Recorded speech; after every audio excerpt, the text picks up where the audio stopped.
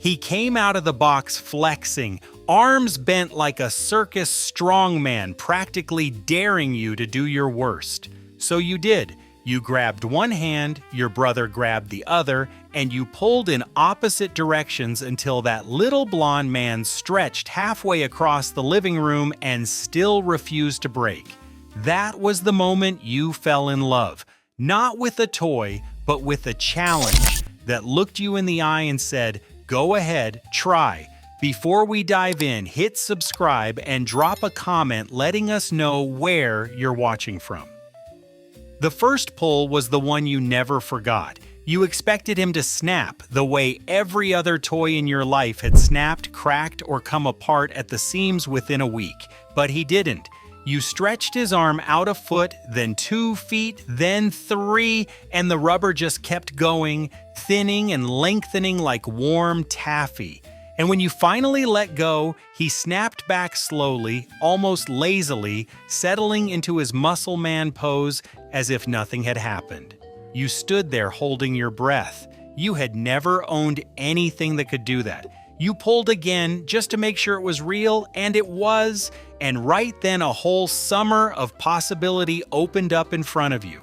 What made it sweeter was that he didn't cost a fortune. He wasn't the expensive toy, the one only the rich kid down the block could have. He was within reach, a thing a regular family could put under a regular tree without a second mortgage, which meant nearly every boy you knew had one or had held one. He was democratic that way. The kid with the big house and the kid with the hand-me-down coat both had the same rubber man, and out on the front lawn, it didn't matter which was which.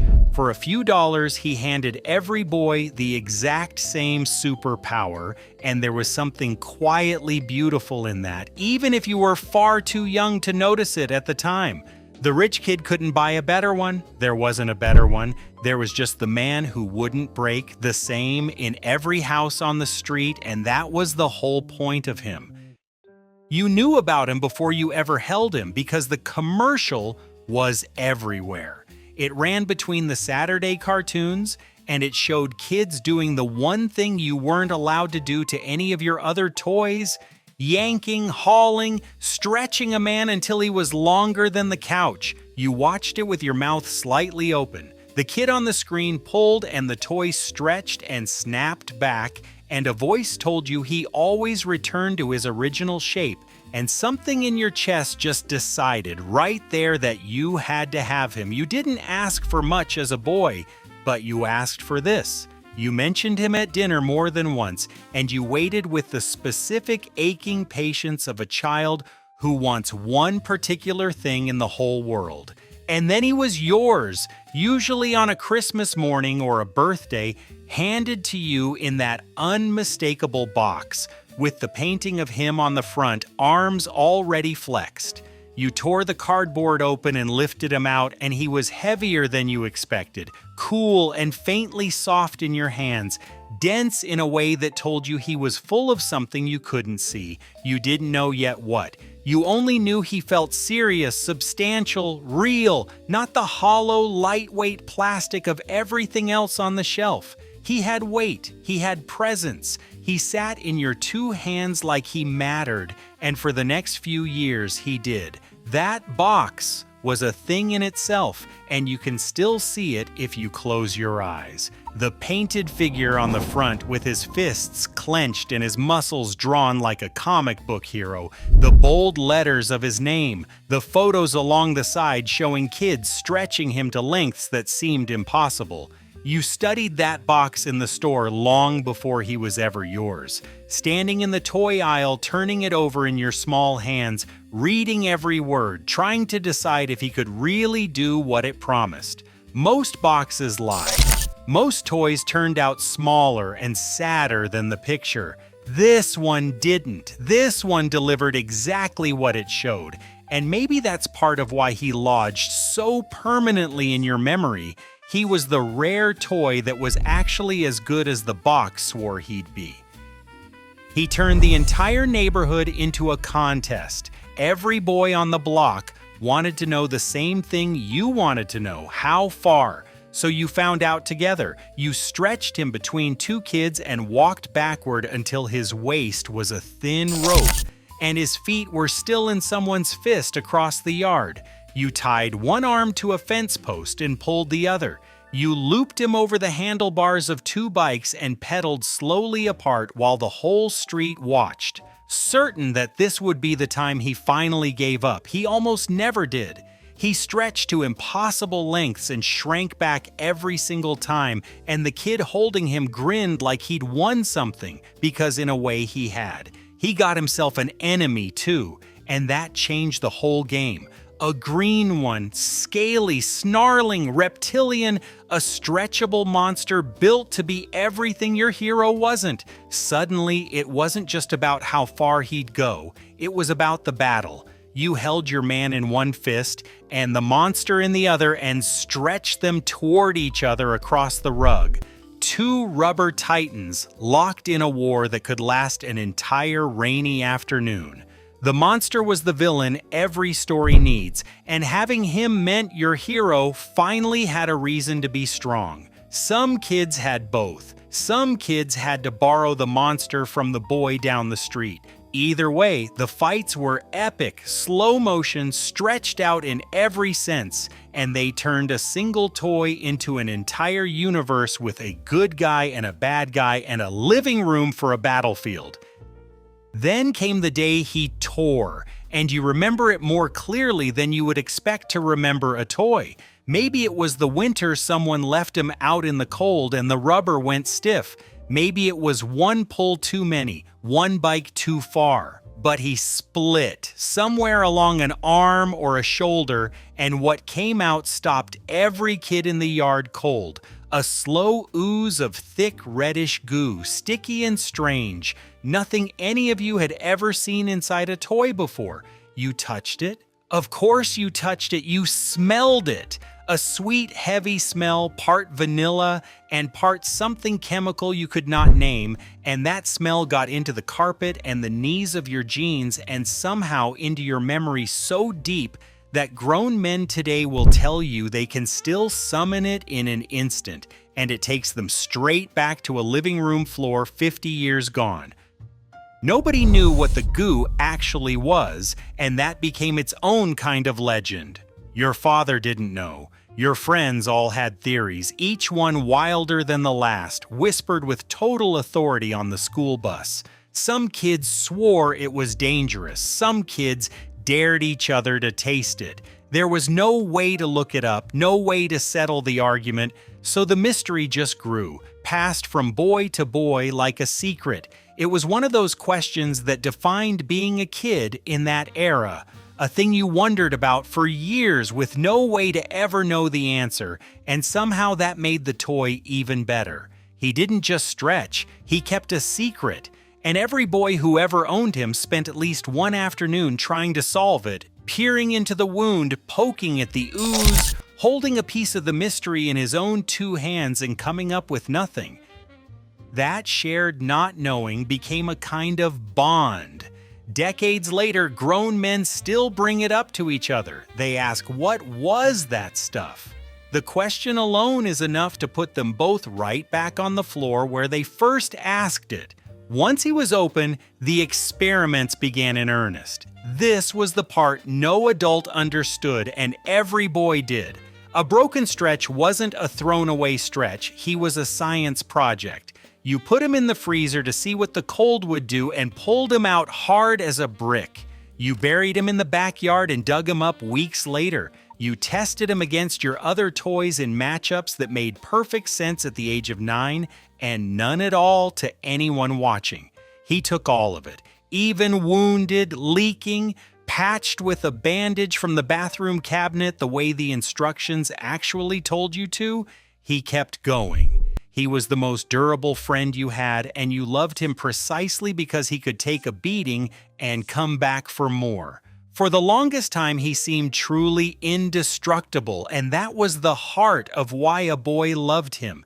In a childhood full of things that broke, the bikes that bent, the models that shattered, the action figures that lost a limb the first week, here was one friend who came back from everything. You believed in that. You needed to believe in it. And the day he finally failed, the day the rubber gave out for good, you felt something you couldn't name at 9 years old. It was small, and it was real, and it was the quiet ache of learning that even the unbreakable thing breaks eventually. He'd promised you he could take anything. For years he kept that promise, and the end of it was the end of something in you too, a first small lesson delivered by a toy, in a language only a child could feel. He almost wasn't possible at all. The man who dreamed him up sketched out a stretchable figure and ran straight into a problem. The early versions used coiled springs for a skeleton, and springs meant sharp metal, and sharp metal meant the idea was dead before it began. So they threw out the skeleton entirely and filled him instead with a thick syrup that let him bend and stretch and crawl back to his own shape with no bones at all. That single strange decision is the only reason he ever reached your hands. When he hit the shelves, stores couldn't keep him in stock. Every boy in the country wanted the man who wouldn't break, and for a few golden years, every boy got one. He aged differently than your other toys, and you watched it happen. The action figures lost their accessories and the toy cars lost their wheels, but your stretch man just got softer, looser, more yours. The rubber picked up the grime of 100 afternoons. A small tear got a bandage the way the box actually instructed, and then another bandage until he wore his repairs like a soldier wears his scars. He sat at the bottom of the toy box getting slowly more battered and somehow more beloved, because every mark on him was a story you'd put there. He wasn't pristine, he was lived in. He was proof that you had been a boy who played hard, and he carried the evidence on his own rubber skin. But here's what the story was really about, and it wasn't the rubber or the syrup or the company that made him. It was the way a simple toy gave a boy permission to be exactly as rough and curious and relentless as he actually was. Nothing else in your life said, "Go ahead, pull as hard as you can, test it to the limit, see what's inside." The grown-up world was full of be careful and don't break that and put it down. Stretch was the one thing that asked for your worst and rewarded you for it. He was built for the kind of play that boys do naturally and get scolded for constantly, and for once the scolding didn't come. That's why you loved him. He understood you. And he went where you went, which is how he wove himself so deep into the years. He rode in the back seat on the long trips, stretched between your two hands while the highway rolled by and your parents told you to settle down. He came to the cousin's house at the holidays and got pulled into a tournament with kids you only saw twice a year. He went out to the fort, down to the creek, into the thick of every adventure a boy could invent.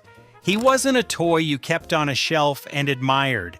He was a toy you carried, and he came home dirty and stretched and happy the same way you did. That made him a companion more than a possession, a difference you understand completely now and couldn't have put into words back then. And he understood your friendships too, in a way you only see now looking back. Half the memories aren't really about the toy at all. They're about the brother on the other end of him, the kids across the yard. The whole street gathered to watch one rubber man refuse to quit. He was the excuse that pulled everyone outside and into the same game. The toy was the center, but the circle around it was the point, and that circle is the thing you'd give anything to stand inside again just once, on a warm afternoon with nothing to do and nowhere to be. There were no batteries in him, and that turns out to have mattered more than anyone knew. He didn't light up, didn't beep, didn't talk, didn't need a screen or a charger or a single thing from the wall. He just lay there, full of mystery, and waited for you to bring the imagination. Everything he did because you did it. Your pull, your strength, your story about the hero and the monster. He gave a boy nothing but possibility and asked the boy to supply the rest, and the rest is exactly what stuck. You don't remember a toy doing things to you. You remember doing things with a toy, and that difference is the whole reason he's still in your chest 50 years later when 1,000 flashier things have vanished without a trace. You can still buy something with his name today, and that's exactly where the heartbreak lives, because it isn't him. The new one comes wrapped in a cartoon and a backstory and a screen, sanded down and safety checked and sold as a character instead of a dare. The version you knew came with no story at all. He didn't need one. He was just a man you couldn't break, sitting in a box, waiting for a boy strong enough and curious enough to try. The thing that made him magic wasn't written on the package. It was the open afternoon, the brother on the other arm, the mystery inside, the smell on the carpet, and none of that can be reissued, repackaged, or bought back at any price. You could buy 10 of the new ones and stand them on a shelf and not get a single minute of it back. What you're missing was never the toy. It was the boy who held it, and the world that boy lived in, and both of those are gone in the gentle, ordinary way that everything from back then is gone. Maybe yours is long gone, tossed out a hardened, leaking ruin decades ago. Maybe somewhere in a box in your attic there's a stiff little blonde man still frozen in that strong man flex, waiting. If you ever find him, pick him up. Give his arm one slow pull just to see. He won't stretch the way he used to. The years took that, but for a second holding him, you will. You'll stretch all the way back to a living room floor, a brother's grip, a summer that felt like it would never run out, and that, more than anything that was ever filled with syrup, is the thing that refuses to break. If you ever stretched one to the limit, tell us in the comments. How far did yours get before it finally gave out?